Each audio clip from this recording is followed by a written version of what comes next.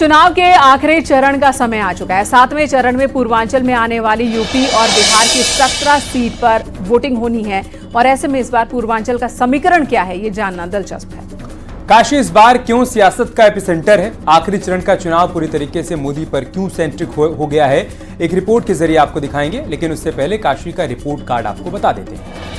वाराणसी में अब तक बीजेपी 6 बार चुनाव जीत चुकी है। पीएम मोदी ने साल 2019 में 64% वोट हासिल किया था और रिकॉर्ड जीत दर्ज की थी। तो वहीं 2014 के लोकसभा चुनाव में मोदी 56.37% वोटों के साथ जीत चुके हैं और इसी चुनाव में मोदी के खिलाफ केजरीवाल चुनाव लड़े थे, लेकिन उनकी करारी हार हुई।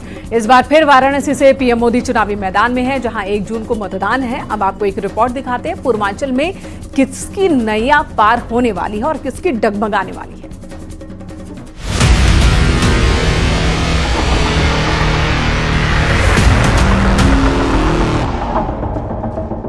बार एनडीए सरकार 400 पार। बीजेपी को अब मुझे लग रहा है 150 तक जाएंगे। एक सीट के अलावा सब सीटें जीत रहे हैं। कौन सी सीट? एक लड़ाई में क्यूटो। चुनाव के आखिरी चरण का वक्त आ गया है, जब 2 दिन बाद पूर्वांचल की 17 सीटों पर चुनाव होगा।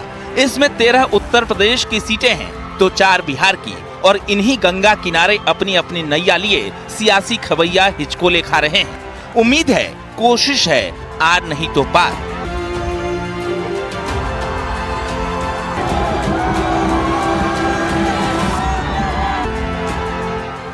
पूर्वांचल में इस बार क्या समीकरण है? काशी इस बार क्यों सियासत का एपिसेंटर है? आखिरी चरण का चुनाव पूरी तरह मोदी पर क्यों सेंट्रिक है? पूरी बात बताएंगे, लेकिन उससे पहले ये जान लीजिए कहां किस सीट पर सियासी तापमान हाई है। वाराणसी में मोदी फैक्टर से टक्कर है, गोरखपुर में योगी फैक्टर से भिड़ंत है, गाजीपुर में सियासी तापमान बढ़ चुका है, मिर्जापुर में सियासी महाभारत पहले से जारी है। मोदी की काशी में 2 लड़कों की नजर है। मोदी की काशी में पूरा एनडीए का कुनबा है। मोदी की काशी में बड़े बड़े नेताओं का रैला है, सिर्फ इसलिए क्योंकि काशी में मोदी को रिकॉर्ड जीत दर्ज करनी है, वो भी विकास के दम पर, विश्वास के दम पर और गारंटी के नाम पर।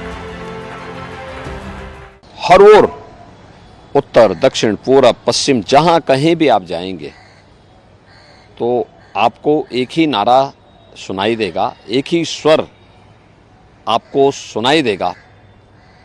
आम जनमानस के मन में एक ही संकल्प दिखाई देगा और वह है कि फिर एक बार मोदी सरकार, अब की बार 400 पार। हम लोग आपके लिए लगातार संघर्ष कर रहे हैं और संघर्ष का रास्ता अपना करके आगे बढ़ रहे हैं। लेकिन जो घबराए हुए लोग हैं वो हम लोगों को शहजादा बोल रहे हैं।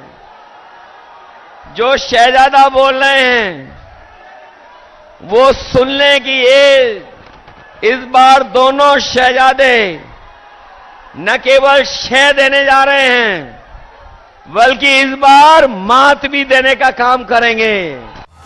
वाराणसी ही नहीं बल्कि मोदी मैजिक का पूरे पूर्वांचल पर असर है। पूर्वांचल में एनडीए के सहयोगियों की भी पकड़ है। बीजेपी के साथ अपना दल एस, निषाद पार्टी और एसबीएसपी है, तो इंडिया गठबंधन की टीम में समाजवादी पार्टी और कांग्रेस।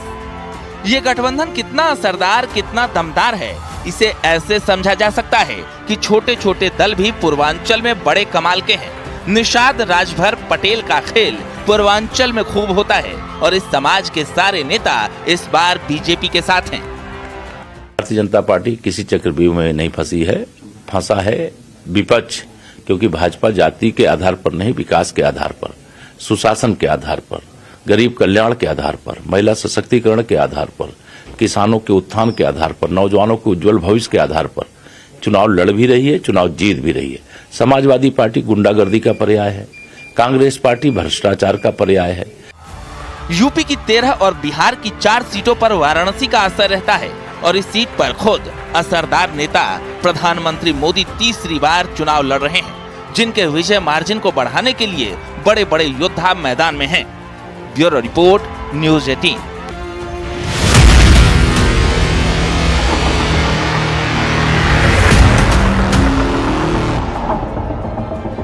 बार